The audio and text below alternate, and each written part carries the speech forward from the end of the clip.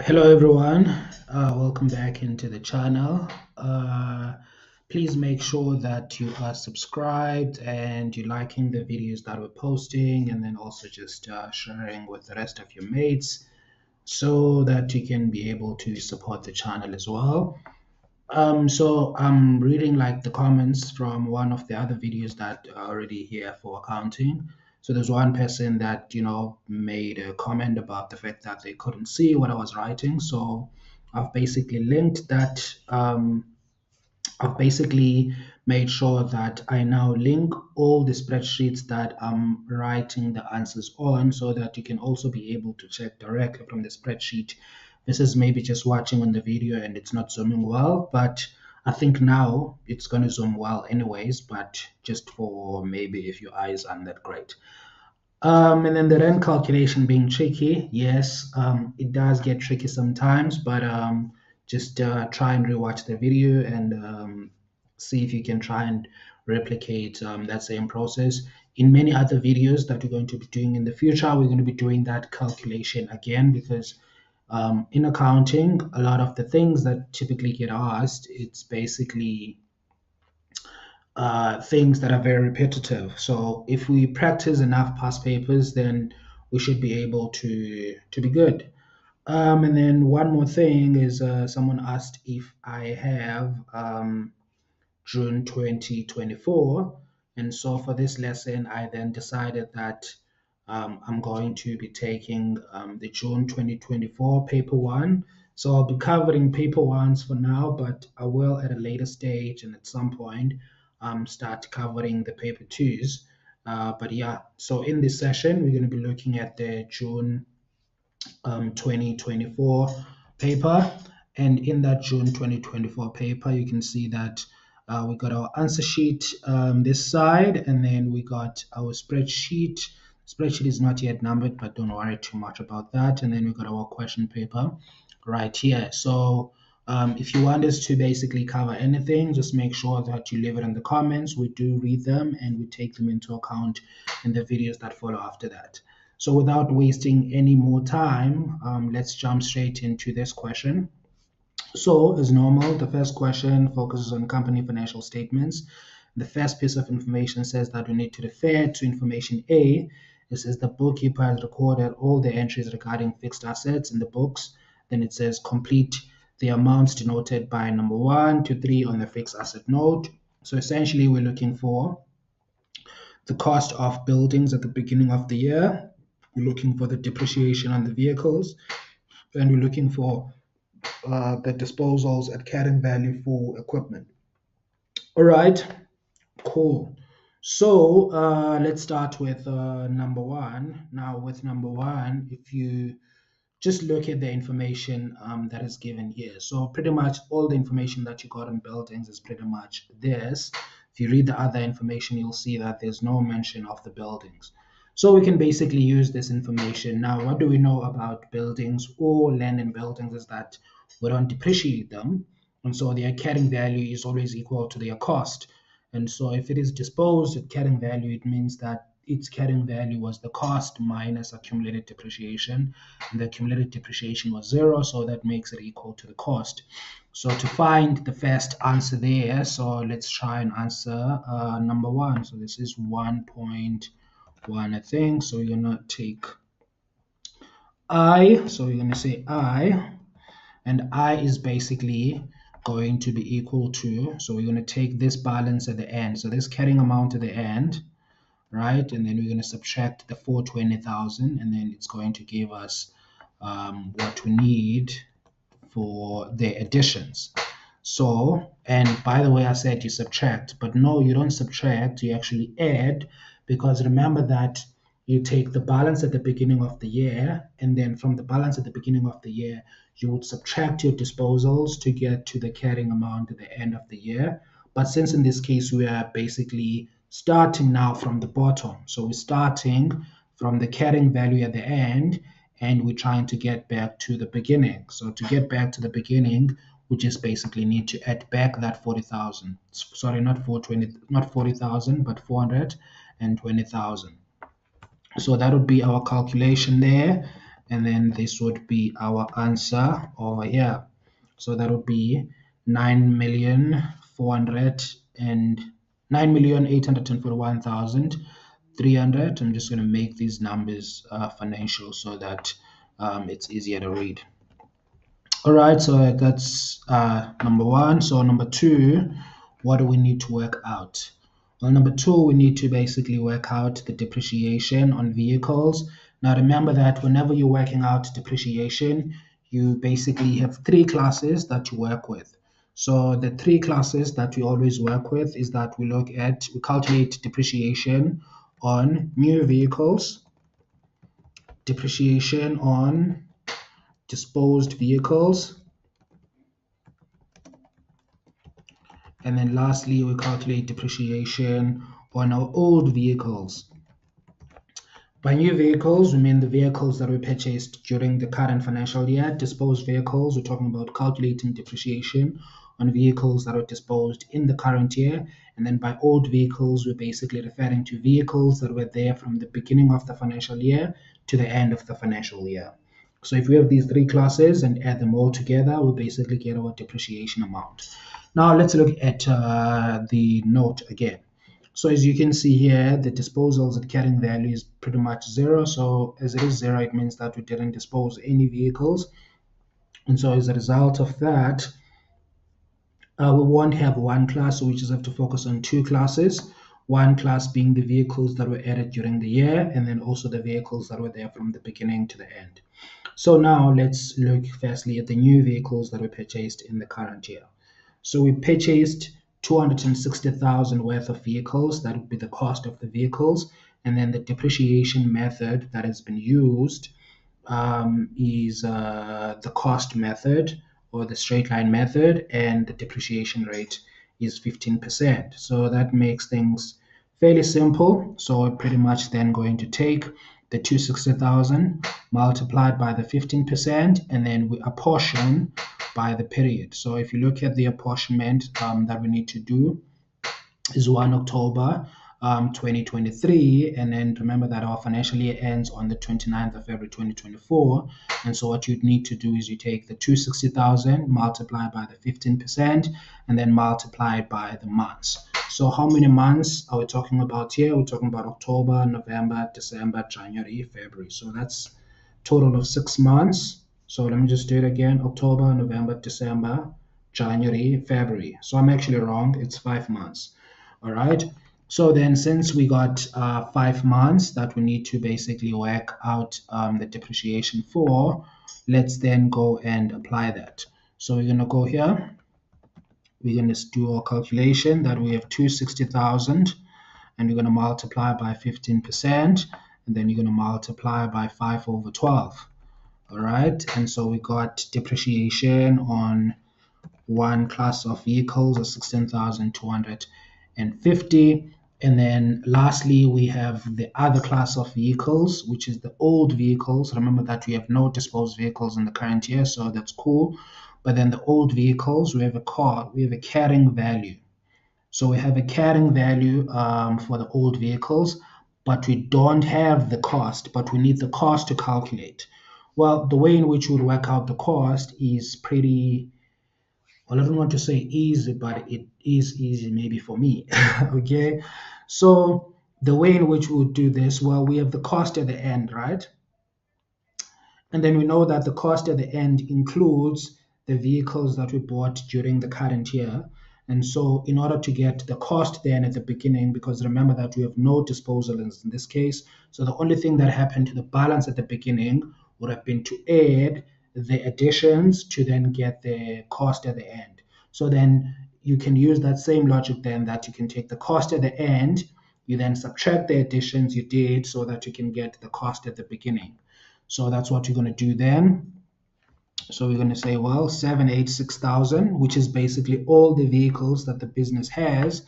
And then we're going to subtract the vehicles that we purchased during the year, which is 260,000. Now that will give you the cost of the old vehicles.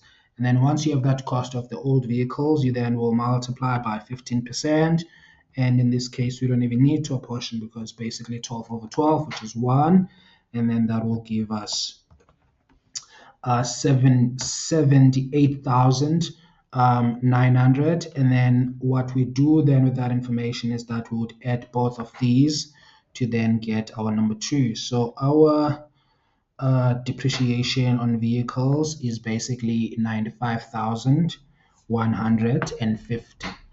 All right. So that is it. Pretty straightforward. Hope everyone understands. Let's move on then to calculate the third thing that is on this list, and that is the disposals at carrying value for equipment. So that means that then we basically need to calculate the carrying value of the equipment item that was disposed. So let's look at the information then about this equipment that was sold. So what does the information say? So the information here says that an extract from the fixed asset register in respect of equipment sold. So it says that the cost price of this equipment was 80,000. It was purchased on 1 September 2021, sold on 31 May 2023, sold for 53,000. And then we can see that the carrying value of this equipment has updated a bit because obviously we had a carrying value at the end of 2022, carrying value at the end of 2023, and then now it is sold on 31 May 2023. So that basically just means then that we basically need to calculate the depreciation in the current year relating to this specific piece of equipment that was sold. So then the method that we use to calculate depreciation for equipment is the diminishing balance method, which basically takes the carrying value, you multiply by the rate, and then you multiply by the apportionment of the months that the item was in the business in the current year. So then in this case, we got the carrying value, right? Because the carrying value at the end of 2023 would have been the carrying value at the beginning of the current year, right? So 57,600. Then we're going to take that 57,600 to multiply by 20%. And then once we multiply by 20%, we then would multiply by the number of months it was in the business in the current year. So that would be March, April, and May. So that's basically 3 months. And so then we would basically say, well, let's do that. So let's work out current year depreciation on this equipment.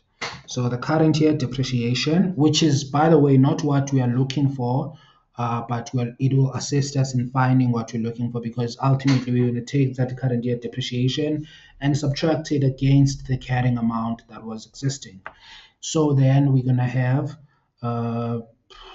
what's the carrying amount? 57,600. So you're going to say 57,600 multiplied by 20%, and then we're going to multiply by 3 months, and those 3 months are March, April, and May. So 3 months of 12, and then that's going to give us a depreciation of 2,880. And then after that, what we then do is that we want to find the carrying value on the 31st of May 2023, right? So the carrying value on that date will then be the carrying value at the beginning of the current period minus the depreciation in the current year, and that would be 2,880. And then we will get our answer there to be 54,720. All right, cool. So I hope that makes sense for everyone. And from now, then we're going to then move into the next question, which is 1.2. All right, so next question, just want to show here that we basically working out the correct net profit. And this is basically the structure then. So what I'll do is that I will just take this and put it here, so that I don't have to refer back to the answer sheet as much, and I can just basically take this information as is. So basically, what are we given here? We're given the incorrect net profit before tax. So what is that incorrect net profit before tax? It is 1,150,000. So then now in that amount that we've been given, we then would need to figure out basically what are some of the things that were not taken into account when that net profit before tax was calculated. So let's go then and find the relevant information for this. And also it says that, refer to information C and D, so you kind of have a direction. So B is basically just, the list of balances may be relevant for this, but mainly we want to basically be looking at C and D. So C, it says the bookkeeper calculated the net profit to be 1,150,000. The pre-adjustment balances to be adjusted are the following. So we got the audit fees for 144,000, and I want to see something. So we have the balances here. So okay, we don't have audit fees. Okay, that's cool. Trading stock, directors' fees, rent income, all of that. So let's look at the information.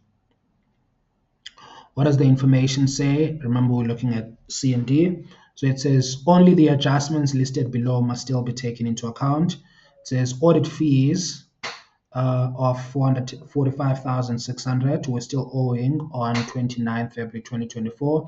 If you remember, our matching principle when it comes to CAP principles is that we need to ensure that we match expenses with the year in which they belong in. So if we owe 45,600 on 29th February 2024. That must be relating to the work done in the 2024 financial year. And so as a result of that, we would then take into account that 45,600 in our calculation. So then we're going to say, firstly, audit fees. Now, audit fees is an expense, so it would decrease this profit because it hasn't yet been taken into account. Okay, let's look at the next piece of information that's going to be relevant. It says a donation of 100 blankets was made to a children's hospital, but the donation has not been recorded. The business uses the weighted average method for valuing blankets. The stock records for blankets reflect the following. Okay, there we got our blankets. We purchased some during the year, and then we got the sales, and then we did the donation. Now, this needs your knowledge of inventory. So that's why then in accounting, you need to basically be able to understand different topics at once, because this mainly is a topic that relates to inventory paper 2, but it's coming up now and we need to be able to handle it. So we made a donation of 100 blankets. Now, what was the cost of those blankets would be the question. And then the other thing that we want to make sure that you remember is the fact that when we are using the weighted average method, which is mentioned there, is that to calculate the cost under weighted average method, we basically take the number of units, which is 100 for the donations, and then we multiply by the weighted average cost. And then how do we work out the weighted average cost? Well, weighted average cost is calculated by taking the total value of goods available for sale, right? And so in this case, what is available for sale? Well, 603,000, because we purchased 603,000 worth of vehicles at the start of the year, right? Sorry, not at the start of the year, but we basically have 603,000, which is basically 603,000, which is the total purchases for the year. So that would be the blankets available for sale. And then after that, we'll divide by the units available for sale, and then that will give us our weighted average cost. So our weighted average cost, let's work out the calculation. So we're going to say weighted average cost. I'm just going to say WAC. It's basically going to be 603,000 divided by 1,500 blankets. And so that means then that our weighted average cost is going to be 402. And so to calculate donations, and remember that donations is an expense, and so it would further decrease our profits. So, and it will be calculated like this: 100 units multiplied by 402 Rand per unit in terms of the cost. And so that will give us our That will give us the total for donations. All right, cool. Now let's move on to the next thing now in this information, because remember these donations we had to be taken into account. It says rent was increased by 1,300 on 1 January 2024. Only the rent for the period 1 March 2023 to 31 January 2024 was received and recorded. Okay, so you can see here that then if you look at 1 March 2023, which is the beginning of the financial year, to 31 January 2024, that basically means that we received the rent only for 11 months in the current year. All right. And then it says that the rent was increased by 1,300 on 1 January 2024. So basically, it means that 10 months of this rent were received at a rate that is 1,300 less than what was received for January 2024. And so we then need to figure out, well, what is the rent for February 2024? Because we basically want to add then that to our incomes, because even though it hasn't been received, the rent for February, it still needs to be accounted for because of the matching principle, which is we need to match our incomes and expenses to the year they belong in. So that February rent belongs into the current year, and we just need to work out how much it is. So how do we work out how much it is? Well, we know that we received 287,300. So I'm going to write it here that we received 287,300, and this was basically for what? This was for 11 months, right? So this was for 11 months, right? But then we need to remember that 10 of the 11 months obviously include rent at the rate before there was an increase of 1,300. So then in this case, if you want to basically work out firstly the rate without any influence of increases. And so we need to take out the effect of an increase. So to take out the effect of an increase, we'd have to take out the increase, which is 1,300, and that increase in this case has only been valid for a month in these 11 months.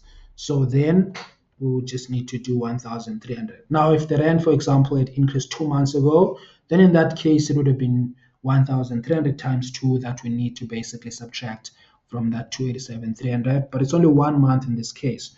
And so that means then that had there been no increase, if there was no increase in the rental, we would have received 286,000 for 11 months. So then what is the monthly rent before increase? So the monthly rent before the increase would have then been the 286,000 divided by 11 months, because we only received the rent for 11 months. So that's 26,000. But then the rent receivable, because remember that this rent is still receivable for for February 2024.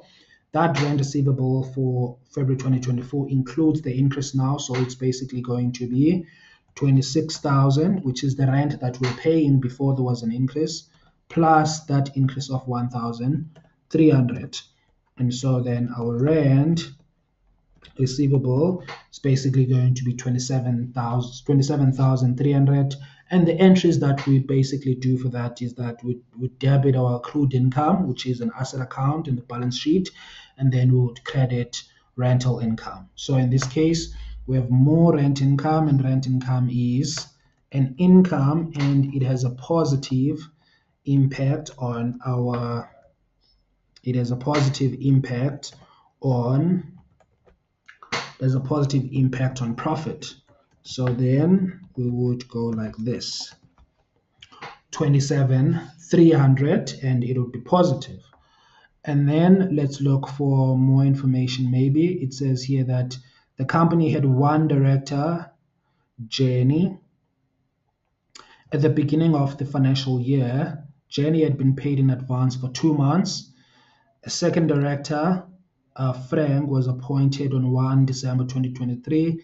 His monthly fee is lower, is 20% lower than that of Jenny. Frank received the fees due to him. Okay, so this is interesting, and it requires quite a bit in terms of the calculations that we need to be able to do. And it's going to be one of those complicated calculations, but hopefully you do understand once I've done this calculation. All right, cool. So let's look at these directors, right? Let's look at these directors and see how we can basically work this out. Okay, so the first director, you can see that they basically received 2 months in advance. So if you receive 2 months in advance, well, you're not supposed to include that in the income statement. So we'd need to reverse the effect of that particular director. So the normal effect of director's fees is that it decreases profits. But in this case, because we basically have this director that we paid 2 months in advance, meaning that we paid for 2 months that are outside the financial year. So if we work out that, that basically then would mean that we have what do we have? We basically have a situation where we need to basically then reduce our director's fees, and reducing director's fees has a positive impact on net profit. So whatever amount we get here is basically an amount that we're going to be adding into these profits. Okay, cool. So then what we need to understand, what we need to basically find out then is, well, how much was the director, the first director specifically, because this is basically the transaction here, how much was the director getting per month?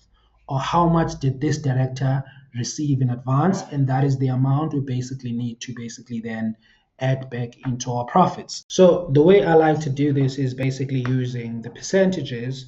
And so we're going to look at what each director earns in percentage terms, because once they tell you that one director earns 80% less, then you can basically work with that, because it gives you enough clue to be able to work with. And no, it doesn't seem like a lot. It's kind of a complicated calculation, but it's very, very doable. So what you're going to do is going to look at director one and director two. And even though these calculations can be long, but we need to keep perspective of why we're doing these calculations.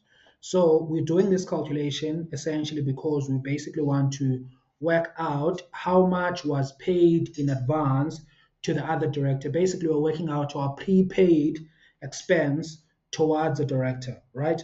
So how do we do this? So, well, the first director that was there will say that they earn a salary of 100%. So, and let me just write it in percentage terms actually. So I'm going to say 100%, and they receive this salary for 14 months, because that 800 that is director's fees is basically 14 months for one director, because they received a salary for 2 months in advance. And so that would mean then that over the period of 14 months, they would have earned a salary equivalent to 1,400%. The second director that was hired during the year on 1 December 2023 received 20% less than director one. So in other words, then 20% less than 100% is 80%.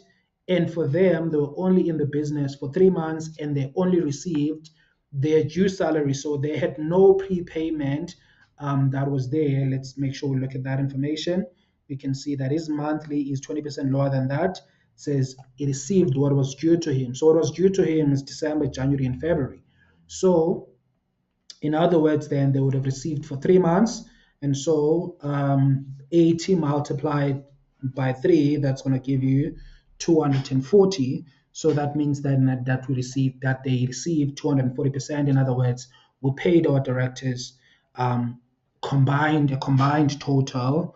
We paid them a combined total of 1,640%. Let's just add the percent there. That's how much we paid our directors. And then to basically work out, now remember that this 1,400% is an equivalent it's an equivalent of the total, which is the rand value, 852,800, right? So if it is an equivalent of 852,800, we can then be able to calculate the equivalent of the 2 months that were received that lie outside the current financial year. So how do we work out those? Well, we're going to say the advance payment, then we're going to take our 852,800, and then we're going to multiply by what we're looking for. So what we're looking for is 200%, and then we're going to divide by what we have, and what we have is the 1,640%. And so when we do that calculation, it will give us 104,000, as you can see. Then the next thing that we need to then do is to then come here and then do our director's fees. So director's fees, our director's fees work out to 104,000. Now that we got our director's fees, I think that's all the information that we got there. The next information is on tax. So the tax has its own part in this statement, as you can see. So we got our director's fees, and then the next thing then is to calculate the correct net profit before tax. So the correct net profit before tax is basically just the total of those. So we're basically going to take 1,150,000, subtract 45,600, subtract 40,200, add 27,300, and also add 104,000. Okay, so that works out to 1,195,500, and then we have income tax. So our income tax expense for the current year was given in D, and it was given as 351,000. So then we're going to come here and subtract it, 351,000, and then we'll get our net profit after tax. So our net profit after tax is then going to be equal to 844,500, and that's basically then the end of question 1.2. I know that last calculation for director's fees was a bit complicated, but I hope that you got something from it, and you can come and check this particular spreadsheet to verify these calculations, as I will make sure to link it in the video description below. So yeah, that is it, and let's see what's the next question. The next question here is completing the statement of financial position. That's 30 marks, so I will not do it in this video, but I will do it in the next video. So cheers for now. Please make sure that you like, comment, and subscribe, and also make sure that you share with your friends. Until the next video, cheers.